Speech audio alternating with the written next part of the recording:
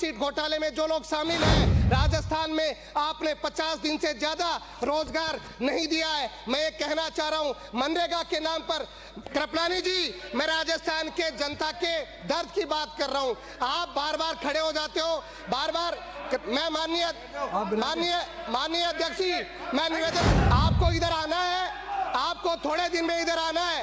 राजस्थान की जनता ने तय कर लिया है कि आपको आने वाले समय में यहां पर बैठना है। राजस्थान की सरकार राजस्थान को पीछे ले जाने वाली सरकार है। किसान के दर्द को नहीं समझ पा रहे। आज किसान को डीएपी यूरिया के लिए पुलिस के डंडे खाने पड़ रहे हैं। अरावली को खाने का काम आप लोग कर रहे हैं। राजस्थान के पहाड़ खाना चाहते हैं। राजस्थान में बजरी माफिया आपके राज में पनपा है। आरएस प्रीलिम्स का पेपर नवलगढ़ में प्रश्न पत्र के लिफाफे खुले मिले। राज्यपाल के अभिभाषण जो एक हमारी परंपरा है, उस अभिभाषण को पढ़ने के बाद हमारे सदन में ऐसा महसूस हो रहा है जैसे राजस्थान को सत्ता पक्ष ने, राजस्थान की सरकार ने स्वर्ग बना दिया है।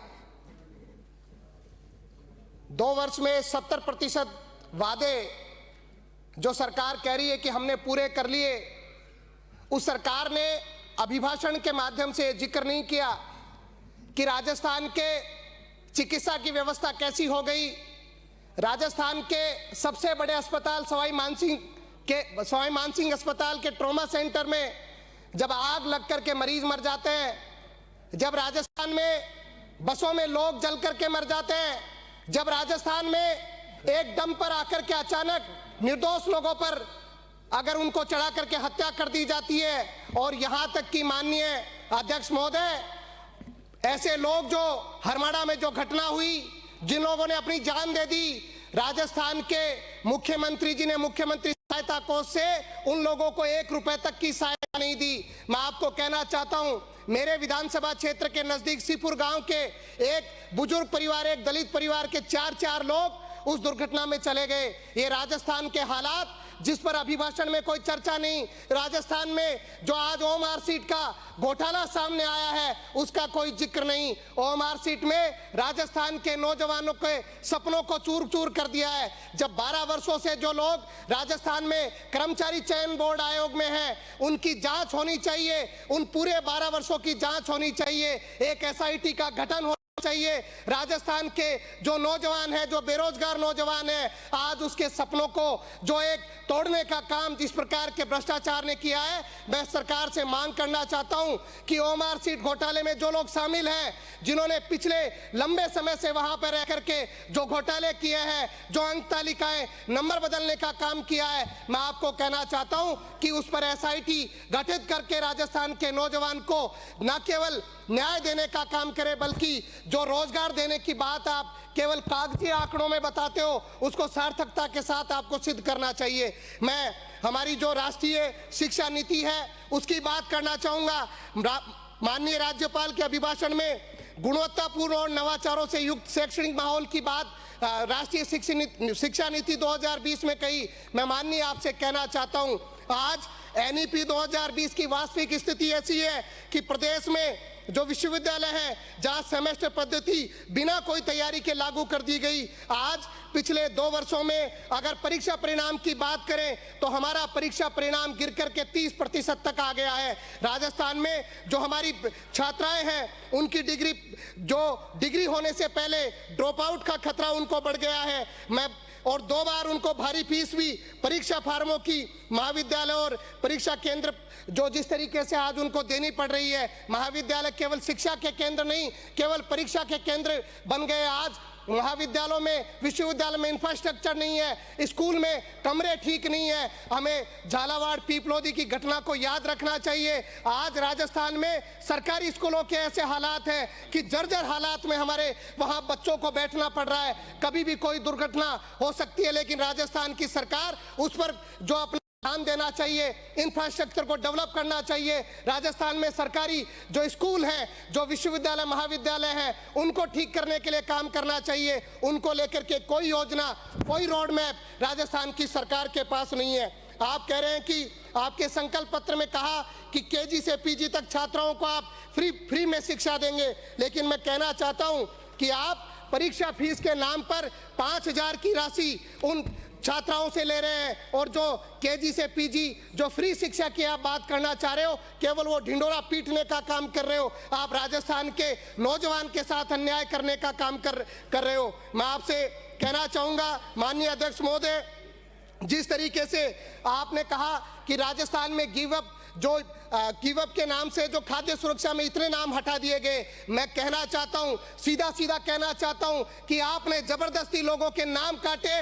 और जो वास्तव में जायज लोग थे, जिनको खाद्य सुरक्षा का हक मिलना चाहिए था, वो आज दर ऑफिसों में चक्कर काट रहे हैं, कभी डीएसओ कार्यालय में जाते हैं, उनको उनका हक नहीं मिल रहा, उनका खाद्य में नाम नहीं जुड़ रहा। ये राजस्थान के गरीब के साथ अन्याय है, राजस्थान के मजदूर के साथ अन्याय करने का काम आपने मनरेगा का नाम बदल करके, ना केवल उसकी पूरी मूल भावना को बदल करके किया है। मैं माननीय आपसे कहना चाहता हूं, आज 30 जनवरी है, आज के दिन राष्ट्रपिता महात्मा गांधी की हत्या ऐसे विचार के लोगों ने करी जिन विचार के लोग आज सत्ता में बैठे हैं। मैं आपसे कहना चाहता हूं, केवल मनरेगा का नाम नहीं बदला, मैं कहना चाहता हूं मनरेगा की पूरी आत्मा को बदलने का काम 125 दिन के नाम पर जो आप करना चाह रहे हो। अगर आप 2 वर्ष को देख ले, राजस्थान में आपने 50 दिन से ज्यादा रोजगार नहीं दिया है। मैं ये कहना चाह रहा हूं मनरेगा के नाम पर, कृपलानी जी, मैं राजस्थान के जनता के दर्द की बात कर रहा हूं। आप बार बार खड़े हो जाते हो,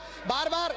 मैं माननीय अध्यक्ष जी, मैं निवेदन चाहूंगा, माननीय अध्यक्ष जी, मैं निवेदन करना चाहूंगा कि जिस तरीके से ये मैं कहना चाहता हूं कि 100 दिन का जो रोजगार की बात थी, वो हमने रोजगार दिया है। आपकी सरकार ने पिछले दो वर्षों में 50 दिन भी रोजगार नहीं दिया है। ऐसे हालात राजस्थान में आपने पैदा कर दिए हैं कि हर तरफ हाहाकार मचा हुआ है।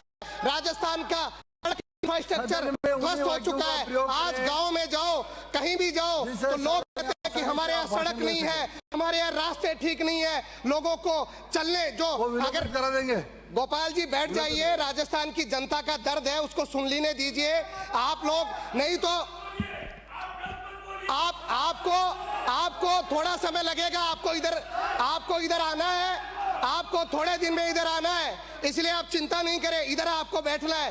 राजस्थान की जनता ने तय कर लिया है कि आपको आने वाले समय में यहां पर बैठना है। माननीय अध्यक्ष महोदय, जिस तरीके के हालात आप कह रहे हो, आपको यहां पर बैठना है, आपने तय कर लिया है। राजस्थान के हर व्यवस्था को आपने फेल कर दिया, राजस्थान का हर सिस्टम आपने ध्वस्त कर दिया।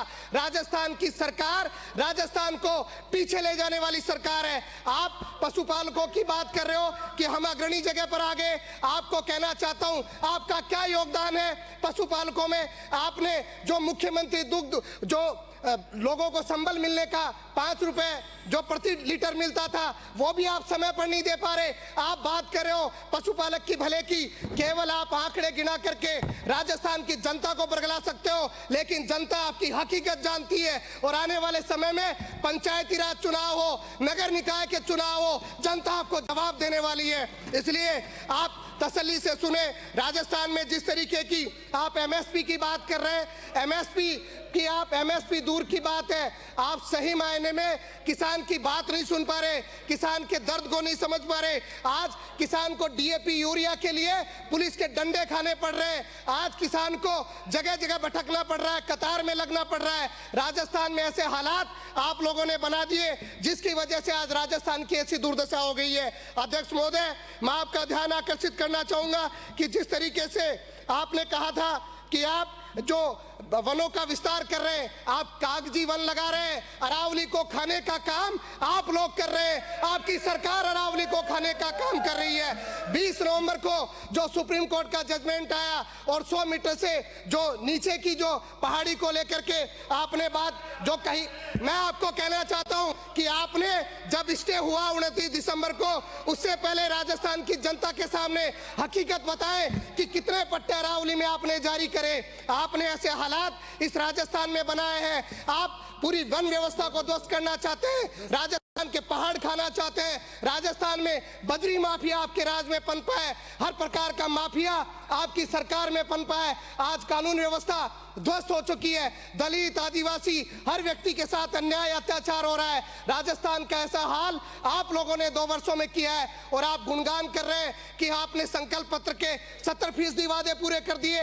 इस राजस्थान की अगर दुर्दशा सही मायने में करी है तो आप लोगों ने करी है, उसके जिम्मेदार आप हैं। और जिस तरीके की बात आप हर जगह पर नौकरी देने की बात कर रहे हैं, आप विज्ञापन सही तरीके से निकाल नहीं रहे। आप नौकरी की बात कर रहे हैं, आप नौकरी की, आप पेपर लीक की आपने बात करी। आरएएस प्रीलिम्स का पेपर नवलगढ़ में प्रश्न पत्र के लिफाफे खुले मिले हैं। नेशनल सीड कॉर्पोरेशन एग्जाम में राजस्थान में पेपर लीक हुआ है। बीएससी नर्सिंग आरयूएचएस का पेपर लीक हुआ है। डीलेट सेकेंड ईयर का पेपर लीक हुआ है। नीट का पेपर भी आपके राजस्थान में आपके समय पर यहां पर लीक हुआ। शेखावाटी यूनिवर्सिटी में पेपर लीक हुआ। और आप कह रहे हो जिस प्रकार की बात आप करना चाह रहे हो, इस राजस्थान में आपने नौजवानों के भविष्य को खाने का काम किया है। नौजवानों का भविष्य, राजस्थान के किसान मजदूर का जो आज भरोसा था वो सरकार ने तोड़ने का काम किया है। मैं माननीय अध्यक्ष महोदय आपसे कहना चाहता हूं कि जिस तरीके से राज्यपाल से अभिभाषण पढ़वाया गया, माननीय सभापति महोदय, आज इस